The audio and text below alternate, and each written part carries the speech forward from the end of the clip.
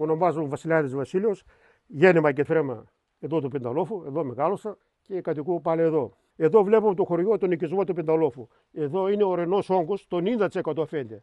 Από ξεκινά από τη Μιλιά, προχωράμε εδώ στα εγκαταλειμμένα φυλάκια, εγκαταλειμμένοι οικισμοί, καταλήγουν πετορτά, ορεμένο, από εδώ φαίνεται. Το τρίγωνο λέγεται και Μεσοποταμία του Εύρω, διότι είναι ανάμεσα σε δύο ποτάμια. Τον παραπόταμο τον Εύρο, τον Άρδα και τον Εύρο. Ανέκαθεν ήταν κομβικό, εδώ ζούσαν παλιά οι Ουδρίσες. Έχουμε όλους τους τάφους των Ουδρισσών. Πιο απέρα, σε ευθεία περίπου 40 χιλιόμετρα, είναι η κοιλάδα των βασιλιών των Θρακών. Όλοι οι στρατιωτικοί δρόμοι περνούσαν από εδώ, από την Κωνσταντινούπολη, Αδριανούπολη, ήταν κόμβος. Απέναντι από περνούσαν του Βίλιγκρατ, κατέληγαν Φιλιππίπολη και από εκεί Σαρδική και ένα παρακλάδι πήγαινε προς τα πέρα κάτι Ρουμανία, το άλλο Βιλιγκράδι, κεντρική Ευρώπη. Είναι κομβικό το σημείο. Το χωριό λέγεται Πεντάλοφος διότι είναι κτισμένο απάνω σε 5 λόφους. Δεν υπάρχουν ιστορικά στοιχεία. Αναγκάζομαστε να βασιστούμε στις προφορικές διηγήσεις. Όσα στοιχεία έχουμε είναι μετά από το 1850. Απλώς μια αναφορά υπάρχει κάποιος ότι έγινε μετά την άλωση, ήταν βακούφι του γιου του Μωάμεθ του Πορθητή. Άλλα στοιχεία δεν ξέρουμε. Τώρα, εμείς εδώ ανέκαθεν και θρησκευτικά και διοικητικά ανήκαμε στο κάστρο. Όχι το Δημοτικό, εμείς κάστρο λέγαμε την Αδριανούπολη. Ανέκαθεν ήμασταν εκεί. Εδώ, τώρα γιατί ήρθαν εδώ πενταλοφιάτ, εικάζεται, λένε, ξέρω εγώ, ότι ήρθαν από την περιοχή, τα περίχωρα της Κωνσταντινούπολης. Και γιατί επιλέξανε τη συγκεκριμένη περιοχή και δεν μπήκαν πιο κάτω σε Μπιδιάδα. Εκεί τα χρόνια ήταν πολύ άγρια. Αυτοί φύγανε, τους διώξανε οι Τούρκοι. Οπότε τι ζητούσε μια ασφάλεια ο Έλληνας. Ήταν καθαρά, ήρθαν στην αρχή 10 οικογένειες, καθαρά ελληνικές μόνο. Ζητούσαν ασφάλεια. Την ασφάλεια την πρόσφεραν τα βουνά. Μακριά από τις οδικές αρτηρίες που ήταν κάτω στα κόβαρια. Γι' αυτό ένας λόγος είναι αυτός. Ο άλλος ζητούσαν νερά. Χωρίς το νερό δεν υπάρχει ζωή. Ήρθαν εδώ, βρήκανε τις πηγές εδώ κοντά. Ένα άλλο που τους απασχολούσε, τι κάνουμε, τι δουλειά θα κάνουμε. Αυτοί και εκεί που ήταν γεωροκτηνοτρόφια και ανθρακής. Εμείς με αυτά τα βουνά τα εκμεταλλευόμασταν, κάναμε κάρβονα και πήγαμε, τα πουλούσαμε.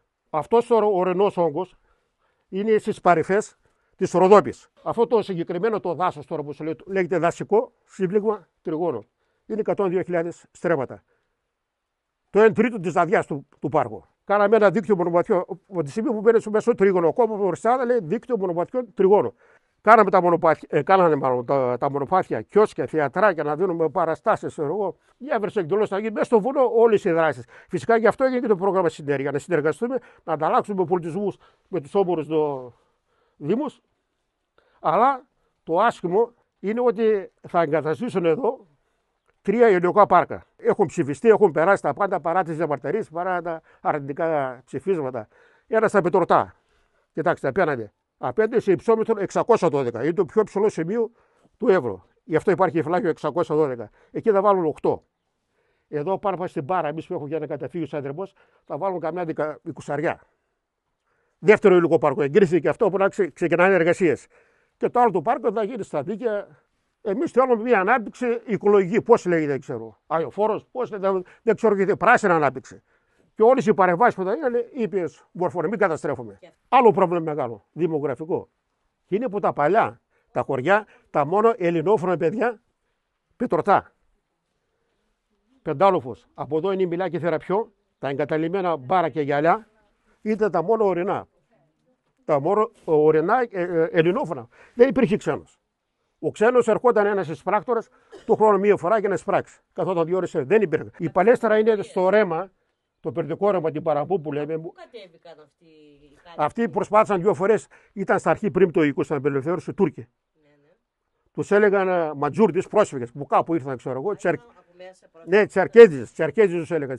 Μετά προσπάθησαν οι δικοί μας, κατά το 1930, δώσανε κίνητρα όπως και χωράφια και οικόπεδα στην παλέστρα. Ήρθαν από τα Πετρορτά πολλά άτομα και εμάς εδώ οικογένειες, ούτως από το χωριό σας.